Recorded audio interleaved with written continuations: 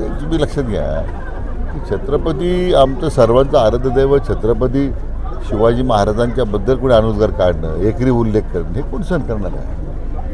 आपोआपच समाजामध्ये एवढी तीव्र प्रतिक्रिया त्याबद्दल आहे. तो काँग्रेसचा आहे का राष्ट्रवादीचा आहे की शिवसेनेचा आहे, याला त्या पक्षीय राजकारणात विषयाकडे पाहायचं कारण नाही आहे. आपलं आराध्य दैवत जे आहे त्यांच्या संदर्भात जर कोणी एकरी उल्लेख करत असेल आणि तो कोणत्या पक्षाचा याला महत्त्व नाही आहे. शेवटी ही स्वाभाविक लोकांच्यामध्ये प्रतिक्रिया आपल्याला पाहायला मिळालेली आहे. त्यामुळे मला या निमित्ताने लक्षात घेतलं पाहिजे की अशा प्रवृत्तीला वेळच ठेचला पाहिजे आणि त्यांना अशा म्हणून ठीक आहे आता त्यांना किडने त्यांना अपहरण केलं आहे, त्यांना मारहाण झाली, तो वेगळा विषय, तो पोलीस चौकशीमध्ये लक्ष पुढे येईल.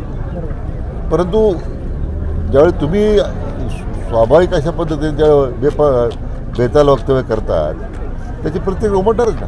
40 वर्षापासून श्रीरामपूरकरांची मागणी होती की छत्रपतींचा पुतळा त्या ठिकाणी बसवावा आणि याच वक्तव्याला जरा त्यांनी एकेरी शिवाजीचा उल्लेख केलेला आहे. तर त्याचे व्हिडिओज आता क्लिप्स आहेत ना, पुरावे आहेत. अगोदर सांगितलं की हा मॉर्फ केलेला व्हिडिओ आहे, जेव्हा संपूर्ण व्हिडिओ समोर आला पण त्यांची बळतीबळी थोडी झाली. म्हणजे तुम्ही बोलल्यानंतरही तुम्ही कबूल करायला तयार नाही. इतकं निर्लज्जपणा मी कधी पाहिलं नाही.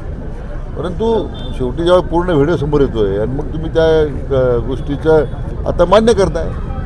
माझा मुद्दा एवढाच आहे की ज्यांनी शिवाजी महाराजांच्या पुतळ्यांच्या संदर्भामध्ये महाराजांच्या करता कोणी म्हणतं आम्ही 25 वर्ष आंदोलन केलं, कोणी म्हणतं आम्ही 40 वर्ष आंदोलन केलं. हे सगळे आंदोलन करते आपल्या आराध्य दैवतांचं अवमान होताना त्या तोंड उचलून बसलेले आहेत. ते आज कुठे गायब झाले ते?